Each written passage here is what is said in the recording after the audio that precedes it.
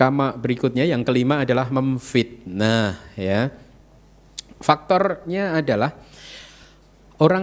ada orang lain yang hendak dipecah belah. Jadi memfitnah itu adalah memecah belah persahabatan. Ada dua orang bersahabat, kemudian ada pihak ketiga yang berusaha untuk menghancurkan persahabatan ini melalui ucapan dengan difitnah salah satunya atau bahkan dua-duanya. Jadi faktornya harus ada orang lain yang hendak dipecah belah. Kemudian ada tujuan, ya, bahwa mereka harus dipisahkan. Ya, Anda nggak suka melihat ada dua orang bersahabat dan Anda pisahkan. Kemudian atau keinginan untuk mendapat simpati dari orang lain. Kadang ya ada orang suka seperti itu, ya, memfitnah supaya dia dipuji-puji oleh orang lain gitu.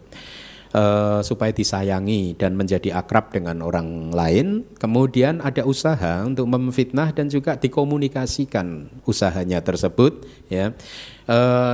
Jadi dari faktor ini nanti akan berdampak pada hilangnya, kalau dalam kitab suci kita disebutkan hilangnya cinta dan kasih serta persahabatan antara dua orang tersebut. Itu efeknya, ya. Bobotnya itu menjadi jalan kama apabila berhasil dia memecah belah. Kemudian apabila tidak berhasil, maka kama tersebut bukan menjadi jalan kama yang lengkap gitu. Jadi kalau meskipun sudah melakukan fitnahan tetapi dua sahabat ini masih tetap bersahabat, maka dia bukan jalan kama memfitnah, ya. Tidak bisa menjadi kama produktif. Itu artinya perasaan yang menyertainya bisa menyenangkan, bisa tidak menyenangkan, dan bisa netral gitu. Berapa banyak dari Anda yang memfitnah dengan perasaan menyenangkan? Jangan dijawab, nanti membongkar rahasia Anda. Enggak pernah bantu. Berbohong dong. Jadi ada yang melakukannya dengan perasaan menyenangkan, ya, ada yang tidak senang, ada juga yang netral. Akarnya adalah kebencian dan delusi atau keserakahan dan delusi. Baik, kita lanjutkan lagi. Yang keenam, berkata kasar. Ini menarik. Faktornya adalah ada orang lain yang hendak disakiti. Ya. Kemudian ada pikiran penuh kemarahan, ada tindakan yang menyakiti dengan kata-kata. Gitu. Jadi kehendak untuk berkata-kata kasar itu dikatakan kehendak tadi, cetana, memproduksi ucapan atau memproduksi gerakan tubuh. Bisa, ya, pikiran kita itu. Kemudian kalau di dalam kitab suci itu ada contoh yang pernah saya sampaikan di kelas Abhidhamma mungkin. Jadi ada seorang ibu marah mengeluarkan kata-kata seperti ini karena anaknya ini agak bandel. Setiap hari dia hobinya pergi keluar masuk ke hutan, sementara di hutan itu kan tidak aman. Nah, hari tersebut mamahnya mengatakan, kalau kamu hari ini masuk ke hutan, mama sumpahin kamu diseruduk kerbau.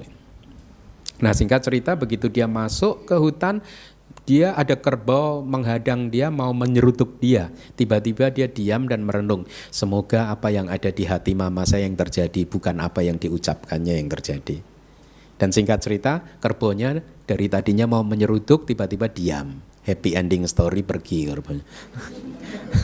Jadi ini hanya contoh di dalam kitab komentar kita untuk menjelaskan bahwa si ibu tadi tidak sedang mengucapkan kata-kata kasar karena hatinya lembut. Hatinya penuh kelembutan. Dia hanya istilahnya itu apa? Hanya memberikan nasihat dengan caranya dia supaya anaknya nggak masuk ke hutan. Sama kalau di Myanmar itu sayado kalau mengajar samanera kecil itu suka bawa pentungan loh. Bener gitu. Kalau ada samanera kecil gitu ada apa itu tongkat gitu ya. Kalau nakal gitu ini kan gitu. Tapi saya yakin tidak marah dia. Dia hanya ingin mendidik saja supaya belajar lebih tekun, belajar disiplin. Anak kecil kan. Di Myanmar kan banyak sekali samanera yang umurnya 5 tahun, 6 tahun. Jadi bayangkan bisa dimengerti kalau sayado biku-biku mengajar dengan membawa pentungan gitu. Ya. Anda sebagai orang tuanya aja pada waktu punya anak 5-4 tahun aja kan kesulitan kan mendidik kan. Apalagi sayado yang bukan orang tuanya langsung kan. Ya, disebutkan karena di dalam kitab penjelasan kita. Jadi karena hatinya itu tidak ingin menyakiti, maka hal tersebut bukan merupakan karma buruk dengan mengucapkan kata-kata kasar gitu ya. Tetapi ada kalimat penjelasan lagi, meskipun kata-kata tidak bisa dianggap sebagai kasar ya karena hati yang lembut tadi ya, tapi sebaliknya kata-kata juga tidak bisa dianggap lembut meskipun kata-katanya itu lembut. Paham nggak? Jadi bukan kata-katanya yang dinilai, tapi hatinya. Ya, paham nggak? Diberi contoh, seorang raja di zaman dulu ingin menghukum pancung penjahat, ya. Kemudian dia memerintahkan pada algojonya, penjahat itu dipersilahkan tidur selama-lamanya. Kata-katanya lembut kan? Biar dia istirahat selama-lamanya. Tapi maksudnya itu kasar, maka dia berkata-kata kasar gitu.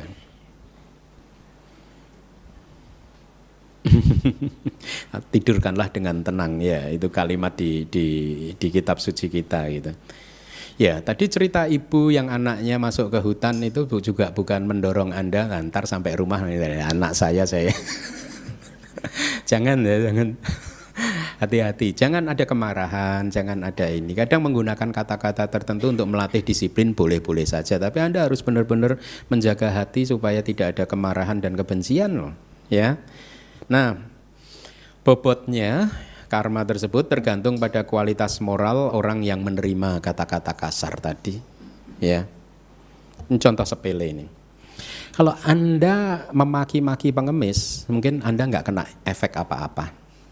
Tapi kalau jangan Anda lah, orang lain, seseorang, jari saya ke sana bukan ke situ loh ya, ke sana. Enggak, ke sana, saya pastikan enggak kena siapa-siapa kan.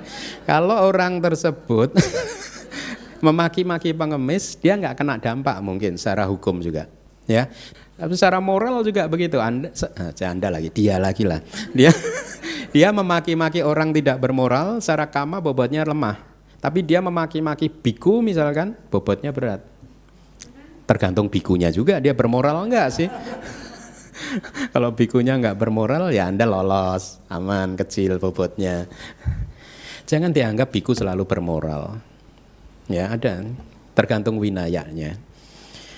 Perasaan selalu tidak menyenangkan pada saat mengucapkan kata-kata kasar. Ya, jadi ini menjadi standarnya. Akarnya selalu kebencian dan kebencian saja ini dan delusi maksudnya, bukan kata kasar.